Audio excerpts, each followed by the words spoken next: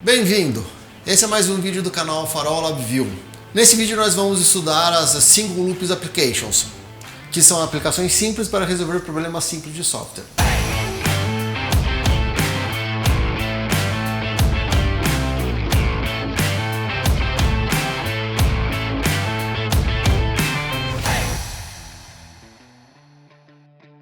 Se você ainda não conhece a programação ou está querendo conhecer LabVIEW, veja os vídeos anteriores do canal, onde nós trazemos dicas de como começar a estudar a linguagem.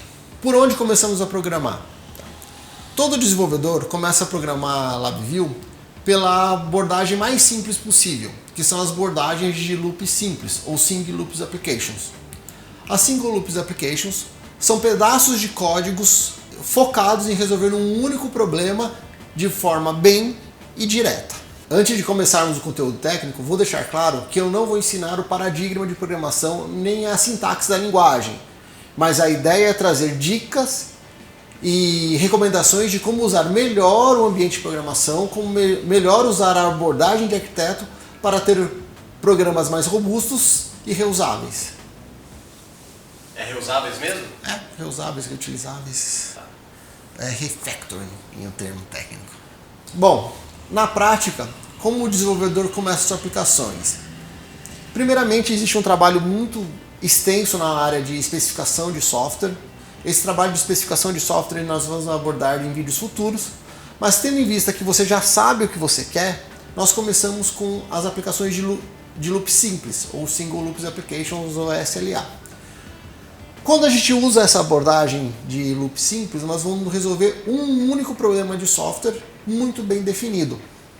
Na utilização das SLAs, nós usamos o fluxo de dados para organizar o processo de informação, ou seja, para organizar a execução do código e com isso termos um código simples, direto e bem executado. Você pode ver isso no exemplo a seguir. Perceba no exemplo que todo segmento de código ele é organizado de tal forma que o fluxo de dados coordena a execução sequencial de cada um dos nós da aplicação. Você pode se perguntar, eu posso adicionar outra sequência de código sem me preocupar com o fluxo de dados? A resposta é sim, só que isso não é boa prática recomendável, porque a engine do LabVIEW irá tomar a decisão por você de qual pedaço de código ela tem que executar de forma antecipada. Isso é uma ponderação que a própria engine do LabVIEW faz, levando em consideração os recursos da sua máquina, bem como as necessidades de processamento de cada segmento de código. Assim, toda vez que você tiver que adicionar blocos de códigos que não serão organizados pelo fluxo de dados, precisa se tomar um cuidado maior na funcionalidade que esse código vai ter, bem como na execução dele dentro da sua Single Loop Application. Outro ponto que o desenvolvedor deve tomar cuidado.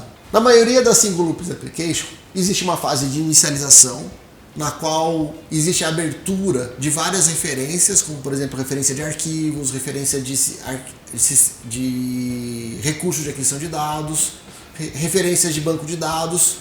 Existe a fase de execução, que geralmente é mantida pelo while loop, e essa execução ela tem que ser temporizada, isso é muito importante. Temporização a gente vai abordar num outro vídeo específico sobre temporização. E existe uma fase de finalização, ou shutdown, na qual nós vamos fechar todas as referências e nós vamos finalizar a aplicação de modo apropriado. É muito comum que a Single Loops Application seja conforme essa figura. Uma aplicação típica da aplicação Single Loop é a aplicação de aquisição de dados. Essa aplicação você consegue perceber muito claramente a fase de startup, onde eu configuro o recurso de aquisição de dados, a fase contínua, que é mantida pelo while loop, ou seja, a leitura de dados de forma contínua até que o usuário aplique o botão de stop, e a parte final dela, ou a parte shutdown, que é a finalização da aplicação, saindo do loop while, finalizando as referências aos recursos de aquisição de dados.